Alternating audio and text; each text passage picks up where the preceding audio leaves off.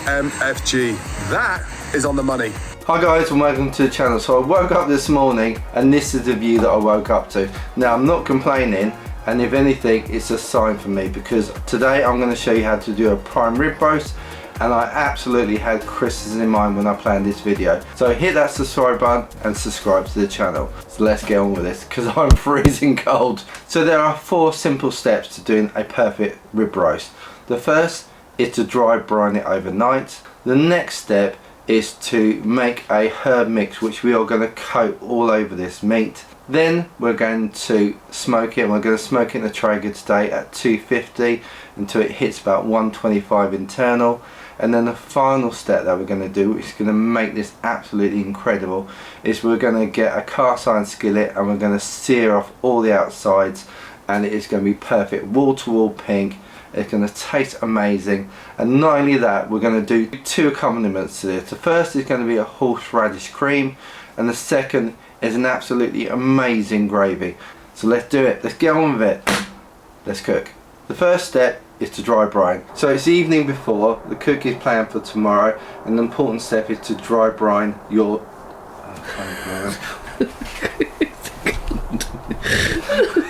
prime rib roast. I do.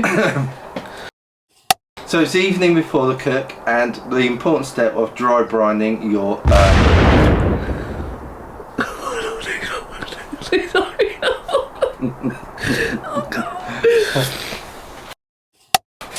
So it's the evening before, and I'm going to do the really important step of dry brining this. What's wrong with you? Rib roast, prime rib roast, right. So it's the evening before the plan cook, and I'm going to do the really important step of dry brining this prime rib roast. So the whole point of dry brining is allowing that salt to penetrate deep in the meat, so when we put all our herbs and everything on tomorrow, the flavour that comes out once we smoke this is incredible. So I'm going to start with the bottom of the meat. You can see also I've got it on the rack here. This is to allow all the air to circulate around the meat when I put it in the fridge. Now I've got this beautiful smoked sea salt, beautiful flavour. So it's a big piece of meat, so we're going to season really liberally.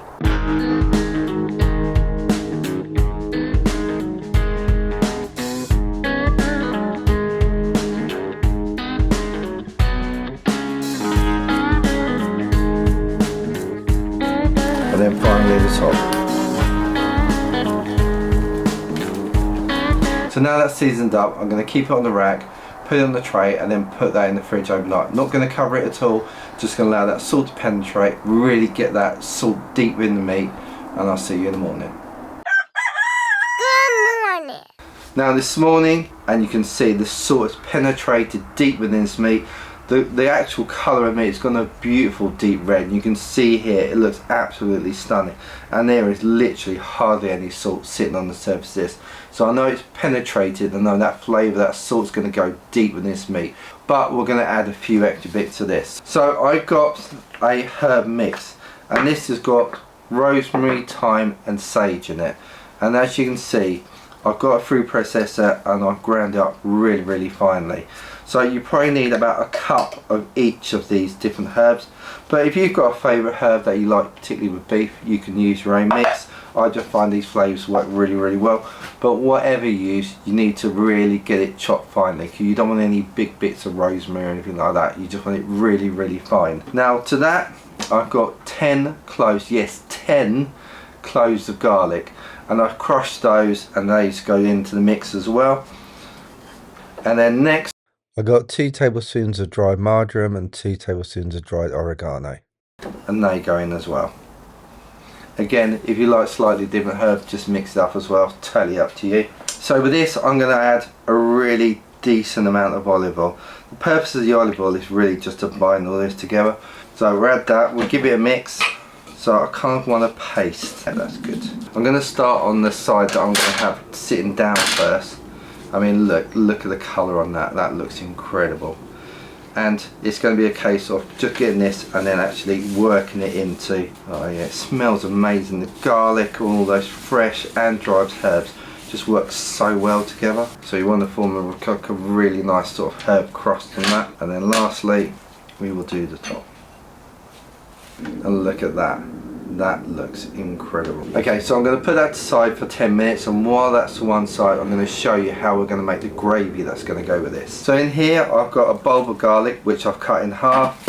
I've got 3 small onions which I've quartered, and then I've got a load of chestnut mushrooms. So these all go in. So the reason I'm putting everything in now is because this cook's going to go on for like 3-4 hours, and by the end of this, these are all going to be cooked down. They're going to be soft. They're going to have soaked up all the stock that we're going to put in. They're going to soak up all the juices, and then to that I'm going to add about 300 mils of red wine.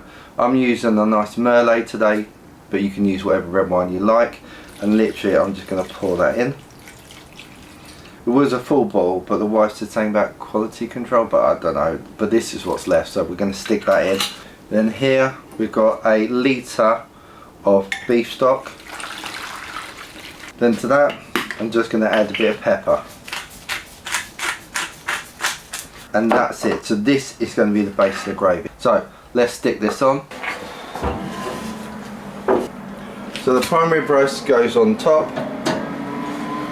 and a nice pan to capture all that gravy is going to go directly underneath.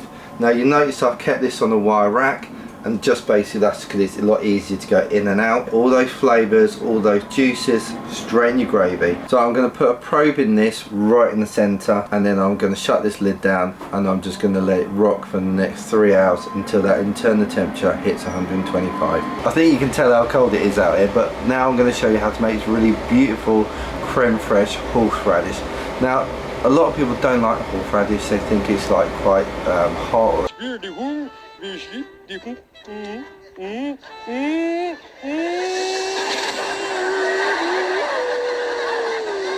But actually this mellows it out, and it works so well with beef. So the first thing you're going to need is a cup of sour cream, and then to that you're going to add like a couple of tablespoons of horseradish, and then to that a tablespoon of Dijon mustard. So let's give that a bit of a mix. So once that's incorporated, I'm going to add about a tablespoon of white wine vinegar, and that vinegar just cuts through some of that creaminess, some of that richness. And then next, some freshly ground black pepper, and then a good pinch of that smoked sea salt, and this is beautiful stuff. So right, give that a bit of a taste. Oh yeah, so you can taste that horseradish, but that creme fraiche really mellows it out. But then you've got a little bit of acidity coming back from that white wine vinegar. That tastes amazing. So that's a beautiful little recipe. So you can use it on anything. We're going to use it on the prime rib today, but you can use it in sandwiches, pretty much any sort of like beef dish really. It works really, really well. According to the probe, we've hit 125 internal degrees Fahrenheit in the middle. So it's time to have a look at this and take it out. Oh wow, would you look at that, beautiful colour, that smoke's hit it, and you can see it's all plumped up, and that, oh, that looks amazing. And if you look down below, look at that, got that lovely thick gravy, all them juices going in there, all these are melted down, so all nice and soft. Oh, that's going to be good. But for the time being, let's take this probe out. And then we're going to put this on the chopping board just for a minute. Now look at that.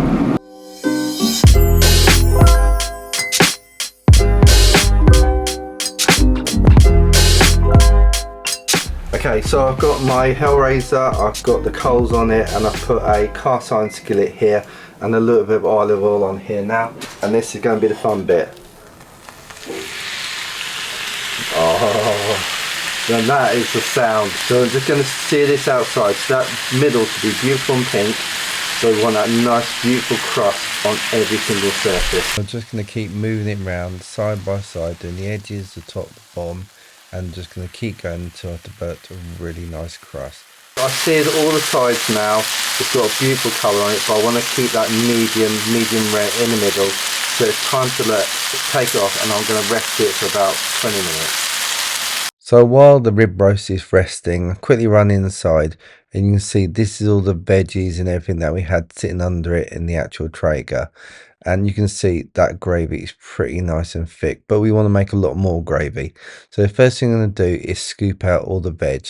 Now I normally put these in a little bowl and then I put them in the oven, keep them nice and warm, and then when you're ready to serve, I put these straight on the table and people can help themselves. But you can look, all those mushrooms, those onions and garlic, not only are they imparting that huge amount of flavour into this gravy, but they taste absolutely amazing. Next thing we're going to do is pour a load of water in there. So this is about 1 litre of water I'm adding. And then the final step I'm going to do is add some corn flour. So corn flour is a way of just thickening up the gravy. I don't want to add any more flavour. It doesn't need any salt or anything like that. So let that come up to the boil and you'll see it just thickens up really nicely, and you can see how kind of like rich and dark and thick this gravy is. And then pour into a jug and it's ready for you to serve. Okay, so it's rested for about 20 minutes now, but it is really cold out here, so it's going to steam regardless, but this looks incredible. I mean, look at that. So I'm going to take the string off. So I think there's only one thing to do, and that's to cut it in the middle. Now look at that. I mean, look at that. That is pink from top to bottom, blush, and then you've got that beautiful sea around the outside. So it's time and give it a try, I think.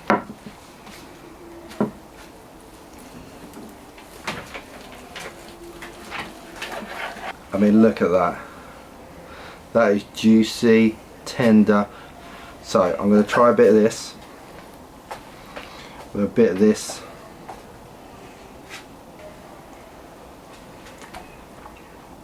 Oh wow, that is incredible. We've got a little taster here, have we? Do you want to try some? My little daughter's here, so I'm going to give her some as well.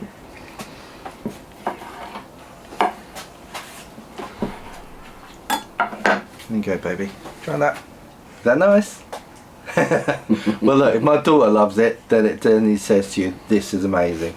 So it's actually the next day. I'll be quite honest with you, we were so excited to get indoors and enjoy this amazing rib roast that I was not interested in recording a closing at all, I'll be quite honest with you. And it did not disappoint. We had it with roast potatoes, loads of veggies, butternut squash, Yorkshire puddings, that amazing gravy, and of course a horseradish creme fraiche, and it was incredible. Now I really am going to implore you, go out, get a rib roast, whether you do it in a smoker or an oven, follow whatever steps you can do and make this. You will thank me for it. It is incredible. Don't forget, hit that subscribe button, hit the like button if you like this video, and also go and check out this video where I show you all the pro tips that I know about how to get an incredible brisket, and that video won't disappoint either. So until the next video, I hope you have a fantastic Christmas, take care of yourselves, spend lots of time with friends and family, and I'll see you in the next one. Take care.